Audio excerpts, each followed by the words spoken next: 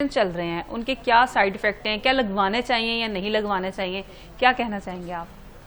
देखें, मैं इसके ऊपर कोई फिक्स राय नहीं देता कि लगवाने चाहिए नहीं। बेसिकली एक शॉर्टकट है। पहले आप अपना हेल्दी लाइफस्टाइल की तरफ आए, मेरी अपनी पर्सनल ओपिनियन है, आप आए, क्योंकि लोग ढूंढ रहे हैं शॉर्टकट कि ओवर दी नाइट उनका फैट लॉस हो जाए, ओवर दी नाइट उनको रिजल्ट्स मिल जाएं, तो ये उसकी एक फॉर्म है। हाँ, ओज़ेम्पिक का क्या ओवर द नाइट रिजल्ट आता है? ओवर द नाइट नहीं आता, वो आपकी भूख को कम कर देता है। अच्छा। आपको जो आपके ब्रेन को एक सिग्नल जाता है कि आपको भूख लग रही है, आपको कुछ खाना चाहिए, वो सिग्नल जाना बंद हो जाता है। उसकी वजह से आपको भूख नहीं लगती, तो अल्टीमेटली आप अपना फूड कम कर देते हैं। जब आप फूड कम कर देते हैं वो फैट लॉस हो रहा होता है। लेकिन वो देखें, कोई एक मेरी नजर में वो हेल्दी वेट लॉस नहीं है, क्योंकि जो हमारा हेल्दी वेट लॉस है अकॉर्डिंग टू लॉ, तो वो 3 to 4 kg पर मंथ है।